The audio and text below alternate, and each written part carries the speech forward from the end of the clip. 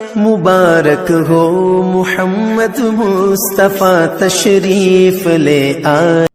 ترکی England ہماری جماعت گئی تھی تو میں قونیہ گیا، وہاں ہماری تشکیل نہیں تھی، لیکن میں نے کہا وہاں مولانا روم کے دربار پہ حاضری دینی، تو وہاں سے 900 کلومیٹر دور تھا، تو ہم فلائٹ لے کر گئے۔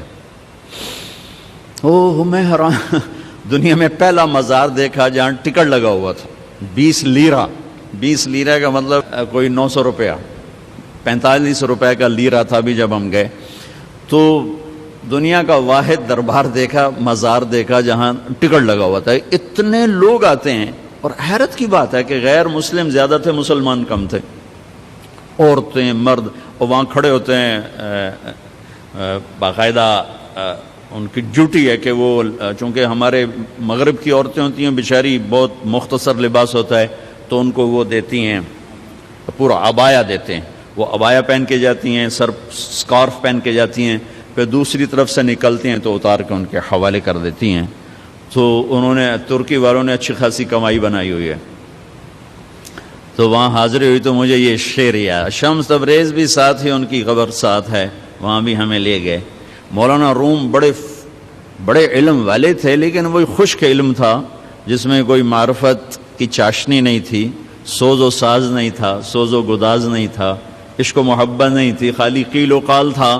جیسے آج قیل و قال نے ہمیں توڑ کے رکھ دیا، مسجد سے بھی نفرت کی وہ ہوا چلی کہ فرقہ واریت کی آگ ایسی بھڑکی کہ روزانہ لاشیں گر رہے ہیں، نہ مارنے والے کو پتہ ہے میں کیا کر رہا ہوں، نہ مرنے والے کو پتہ ہے مجھے کیوں مارا جا رہا ہے، اور اس کے پیچھے ممبر پر بیٹھنے والے کو اللہ کا نہیں پتہ، اس کے اللہ کا رسول کا نہیں پتہ، اس نے، اور خاص طور پر میرے بر صغیر میں اتنی نفرت ہے کہ ایک دوسرے کو سلام بھی نہیں کرتے، مصافحہ بھی نہیں کرتے، ایک دوسرے کے پیچھے نماز بھی نہیں پڑھتے، انتہا ہو گئی ہے نفرت کی۔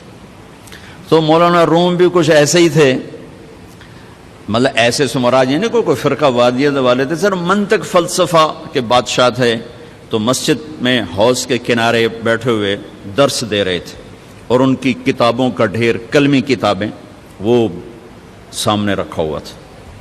تو شمس تبریز آ گئے ننگے پاؤں، دیہاتی شکل، لگتا تھا یہ تو کوئی ان پڑھ جٹ آدمی۔ تو آ کر انہوں نے بڑے بھول پن سے کہا، مولوی صاحب این چیست، یہ کیا ہے؟ تو مولانا روم نے یوں دیکھا تو بڑے تکبر سے کہا، این است کہ تو نمی دانی، بھائی یہ وہ ہے جو تو نہیں جانتا، تو چٹا ان پڑھ، میں تجھے کیا بتاؤں یہ کیا ہے۔ وہ ایک دم آگے بڑھے، وہ کتابوں کو جو یوں دھکا دیا وہ ساری حوض میں جا گری۔ اب وہ زمانہ پریس کا تو تھا نہیں، میں چلو 2-4 اور لے کے آ جاؤ، وہ تیرا بیڑا غرق و بدبخت، اور تو نے میری ساری زندگی کی محنت برباد کر دی۔ تو شمس تبریز مسکرائے اور حوض میں اترے، اور یوں ساری کتابیں خشک نکال کے باہر رکھ دی، ایک کاغذ نہیں بھیگا ہوا۔ یہ کرامات اولیاء ہے۔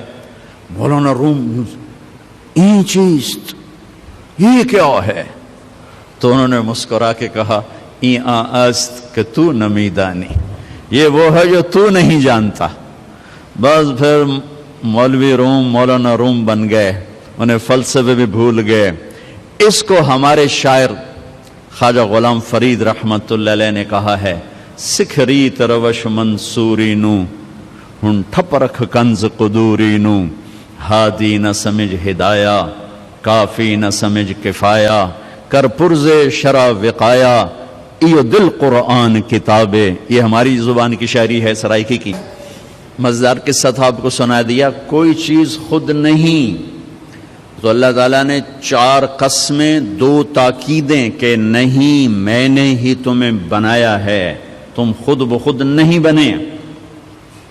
ام خلقوا من غیر شیء، ایک اور آیت، کیا تم خود بخود بنے ہو؟ ام ہم الخالقون، کیا تم اپنی ذات کے بنانے والے خود ہو؟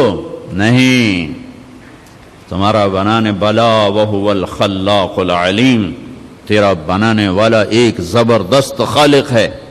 آس بن وائل آیا، اس کے ہاتھ میں ایک ہڈی تھی ایسی پرانی، اس نے یہاں رکھی اور ایسے مسلا اس کو، وہ ساری چورا چورا ہو گئی. اللہ کے نبی کے سامنے پھر پھونک ماری, وہ ساری ہوا میں اڑ گئی. کہنے لگا محمد تیرا رب اسے زندہ کرے گا؟ کیا تیرا رب اسے زندہ کرے گا؟ یہ تو ریت بن کے اڑ گئی. جبریل آ گئے فوراً کہ یا حبیب اللہ, یا رسول اللہ, میرے رب کا پیغام سنا دیں, پیغام سنا دیں. اولم یر الانسان انا خلقناہ من نطفۃ فاذا هو خصیم مبین. دیکھو دیکھو جس کو میں نے گندے پانی سے بنایا آج مجھ سے مناظرے کرتا ہے, مجھ سے مناظرے کرتا ہے. وضرب لنا مثلا ونسی خلقہ, اور مجھے مثالیں دیتا ہے کہ اسے کون زندہ کرے گا, اور اپنی پیدائش بھول گیا. قال من یحیی العظام وہی رمیم, کہتا ہے اس ہڈی کو کون زندہ کرے گا؟ قل, کہو میرے حبیب, یحییھا الذی انشأھا اول مرہ, اسے وہ زندہ کرے گا جس نے اسے پہلے بنایا تھا. وہو بکل خلق علیم, اس کو پتہ ہے میری مخلوق کہاں. میرے رب کا علم تو دیکھو, کتنے انسان چورا چورا ہو گئے, اور کتنے ہم چورا چورا ہونے والے ہیں.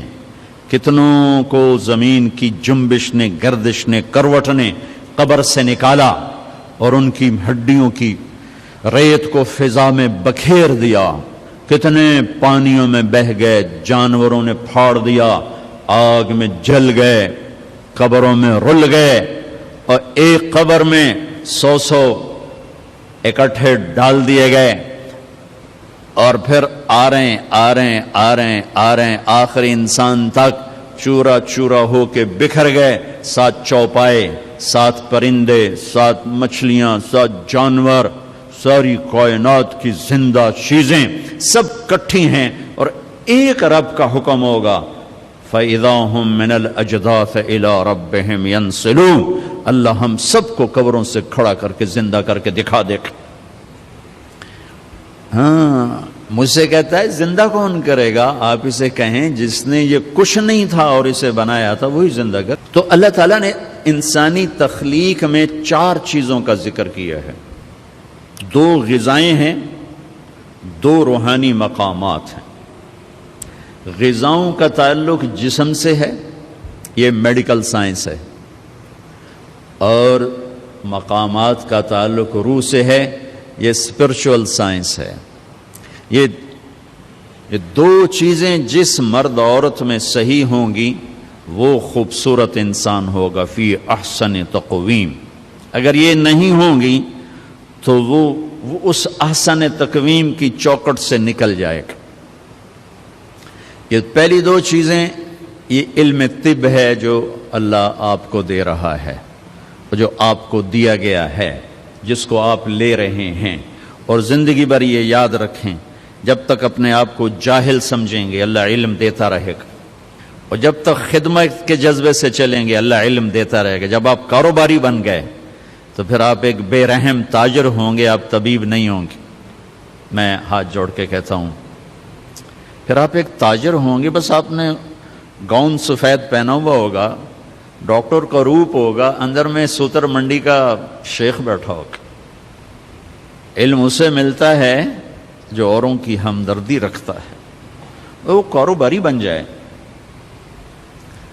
میں بہت رویا کرتا ہوں. میرا بھائی بھی ڈاکٹر ہے, یہ میرا ساتھی, ہم گورنمنٹ کالج لاہور میں اکٹھے تھے. یہ پرنسپل بن گیا, میں مولوی بن گیا, مقدر کی بات ہے. تو میرا بھائی بھی چھوٹا ہارٹ اسپیشلسٹ ہے, بہت اچھا ڈاکٹر ہے. جس دیس میں مظلوم وکیل کے پاس جائے تو وکیل اس سے گاہک تصور کر کے ڈیل کر رہا ہو کہ میرا گاہک آ گیا, میرا گاہک آ گیا. اور مریض تڑپتا ہوا ڈاکٹر کے پاس جائے اور ڈاکٹر کہے گاہک آ گیا, کسٹمر آ گیا. پھر وہ اپنی فیس بھی الگ لے, اور لیبارٹریوں کو ٹیسٹ کروانے کے لیے جو نسخے بھیجے تو اس کے پیسے بھی الگ لے. پھر کمپنیاں اس کو خرید کر 5 روپے کی بجائے 50 روپے کی گولی لکھوائیں اور وہ ادھر سے بھی لے. تو میں ہاتھ باندھ کے کہتا ہوں وہ ڈاکٹر نہیں ہے، تاجر ہے۔ گاؤن سے کیا ہوتا ہے یا کلینک سے کیا ہوتا ہے؟ ایک نے سوتر منڈی میں دکان کھول لی، ایک نے ایک ڈاکٹر کا بورڈ لگا کے کلینک بنا لیا، دونوں ہی تاجر ہیں۔ ایک نے ہائی کورٹ سپریم کورٹ کا وکیل کا پھٹا لگایا، تاجر ہیں، تاجر ہیں۔ وہ ڈاکٹر بن کے بیٹھا تو سفید گاؤن میں سیاہ شکل بن گیا کہ جس کو صرف پیسہ چاہیے، اسے مریض کی ہائے بھی نہیں سنی جاتی، مریض کا درد بھی نہیں اس تک پہنچتا۔ اور وکیل بنا تو وہ ایک تاجر بن گیا، تاجر بنا تو ایک دھوکے باز بن گیا، فراڈیا بن گیا، طاقتور بنا تو فرعون بن گیا، فقیر بنا تو ناشکرا بن گیا، چور ڈاکو بن گیا۔ اکائی بگڑی ہے، انسان بگڑا ہے، انسان۔ بھائیو، میں بھی کہہ رہا ہوں کہ انقلاب آنا چاہیے، لیکن کون سا انقلاب؟ اپنے دلوں کو بدلو، یہ انقلاب لاؤ، اس دل کی دنیا کو بدلو۔ دل دریا سمندروں ڈوگے، کون دلاں دیاں جانے ہو، وچے بیڑے وچے جھیڑے وچے ونج مہانے ہو۔ اندر کے دلوں کو بدلو، یہ دنیا بدلو۔